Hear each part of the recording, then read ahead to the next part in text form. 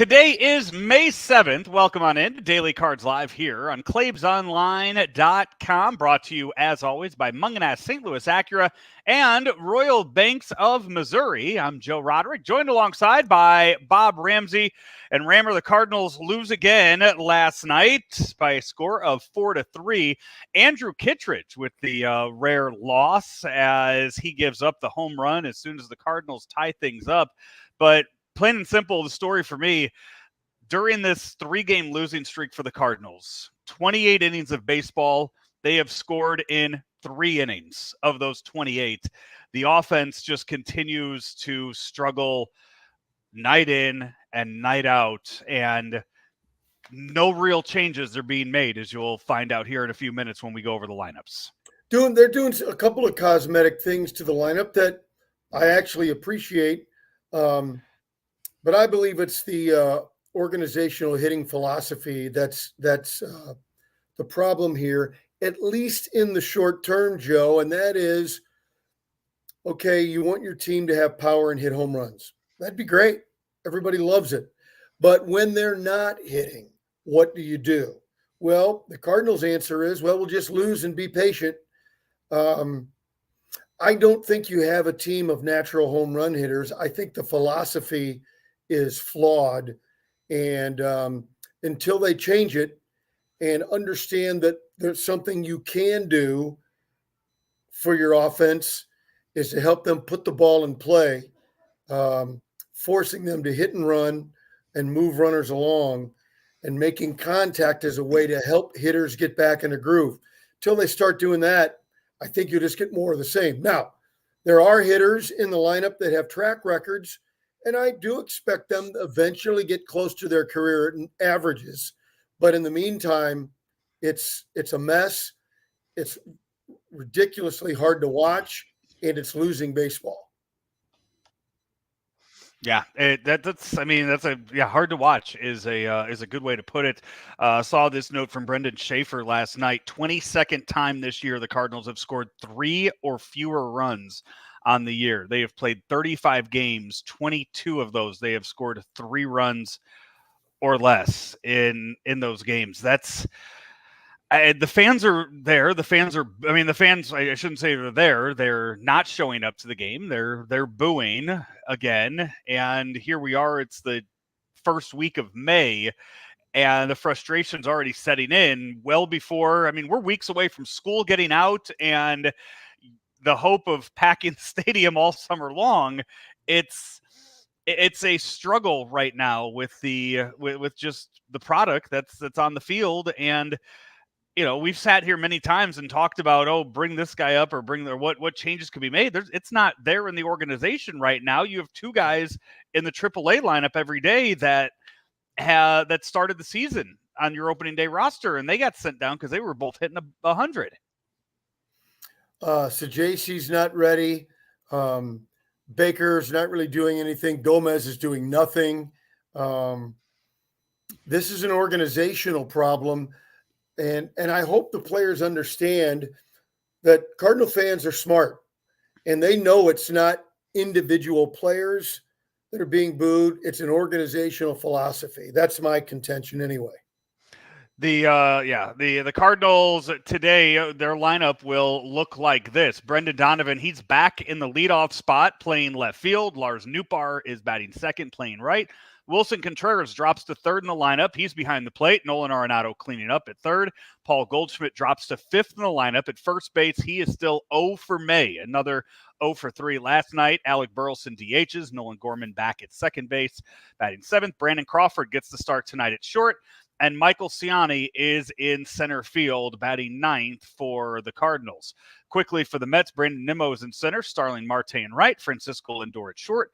Pete Alonso at first, DJ Stewart in left, JD Martinez DHs, Brett Beatty is at third, Jeff McNeil at second, and Tomas Nido behind the plate for the Mets. Jose Butto on the mound for New York, Miles Michaelis on the mound for the Cardinals. So no Mason Wynn tonight, and Paul Goldschmidt with another start. At some point, you got to give – I know tomorrow's an afternoon game. at some point you gotta give Paul Goldschmidt a day off. Whatever they're doing with him right now, whatever he's trying to do is not working at all. Well, got 9 guys in the order, 2 are hitting. You can't give 7 guys off. And I know that's a little bit, I'm being silly a bit. You're just trying to think of a way to get Goldschmidt going, which is obviously critical to the team's success. I don't know if a day off helps or not. Can't hurt anything. So I see what you're saying. The lineup, when everybody's going bad, it doesn't really matter much. Yeah. I mean, you had Ivan Herrera last night who was robbed of a double in the gap and then saved your game for you yesterday with the double and then getting thrown out at third. He's not in the lineup tonight. If you wanted to get Alec, what? I was just going to say, with all the advanced metrics, it ends up just being old school platoon. They've been doing that for 120 years. Right. It's for all of your metrics. What are you telling me? Let's platoon lefty righty. Okay.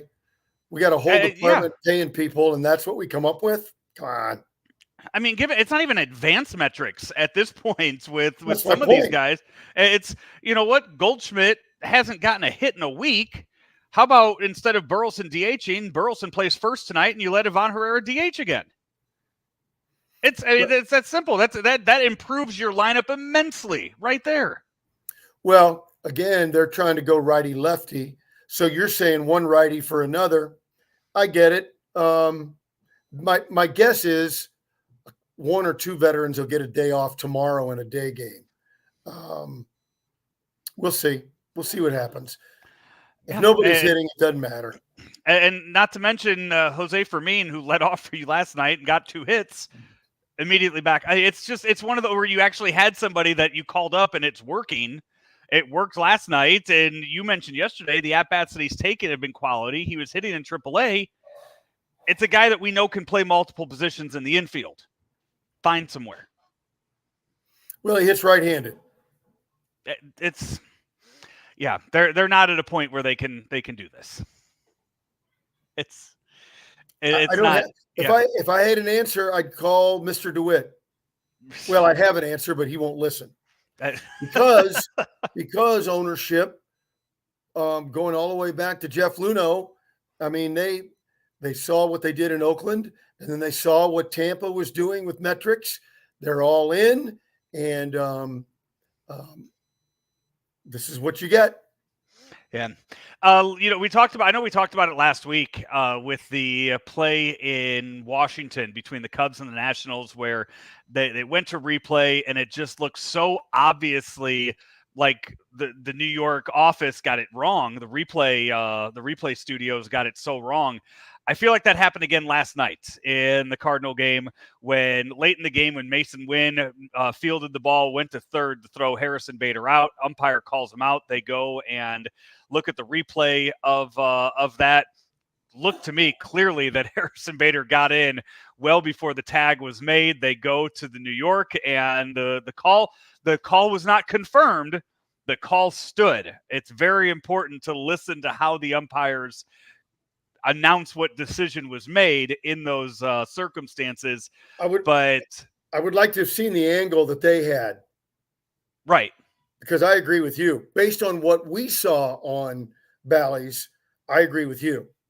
Yeah, that was one where, once again, it went in the Cardinals' favor, but if we're not going to get the calls right, I don't know what the purpose is of having replay and having it to the way that they're doing it now with an actual crew in New York looking at the calls. Well, most of the time when you do something by committee, you end up with something like a duck-billed platypus. The committees don't really work that well. Having said that, again, there may have been another angle that we never saw that would have changed our minds like it changed theirs or didn't change their mind. Right. Anyway, Cardinals and Mets. It's 6:45 tonight for the game. Cardinals first time this year, 5 games under 500, 15-20 on the season.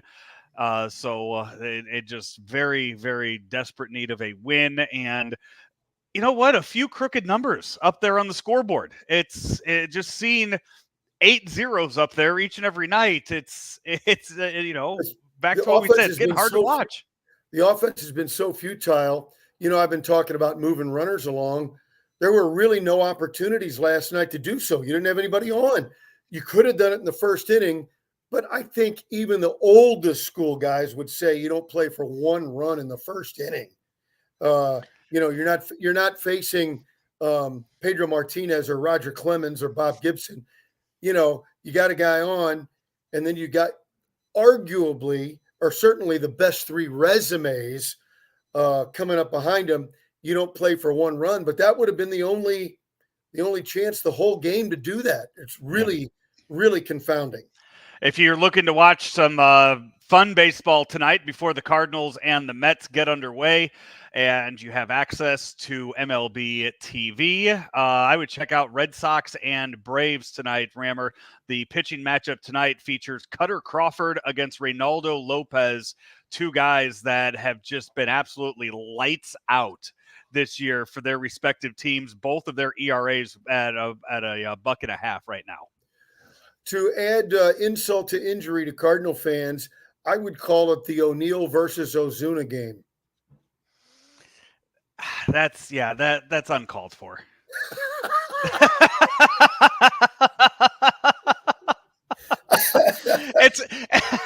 It's one thing if you want to bring up Randy Arozarena or there are other guys you can bring up other than Marcell Ozuna and Tyler O'Neill, 2 guys who it's best for them to not be here anymore. I don't know. One's leading the major leagues in RBIs and the other one's hitting 3rd or 4th for a contending team. I'm just saying. Enjoy. 3rd tonight. Yeah, 3rd Enjoy. tonight for the for the Red Sox. That game down in Atlanta starting at 6:20. So you can get yourself a half an hour head start of watching baseball tonight if you want to check out that game before switching over to the Cardinals this evening. We will be coming your way at some point tomorrow, a 12:15 game tomorrow. One way or another, pregame, postgame, we'll figure it out on our end, and you just watch for it on your socials or wherever you get your podcasts. But until then, we are brought to you each and every day by Munganess St. Louis Acura and Rammer Royal Banks. Royal Banks of Missouri, where better service means better banking. Give us a call, 314-212-1500, or go online to royalbanksofmo.com. Royal Banks, member FDIC, an equal opportunity lender. He's Bob Ramsey. I'm Joe Roderick. We'll talk to you tomorrow right here on Daily Cards Live. Hi, everybody. I'm Peter Munganess with Munganess St. Louis Acura, here to talk to you today about some benefits of Acura's certified pre-owned program. After passing a 182-point multi-point inspection, Acura backs all of our certified pre-owned cars with a 6-year, 100,000-mile limited warranty and a 7-year, 100,000-mile powertrain warranty. Munganess St. Louis Acura has new inventory arriving daily. Come on into Munganess St. Louis Acura today, meet our award-winning team, and find that perfect certified pre-owned Acura for you.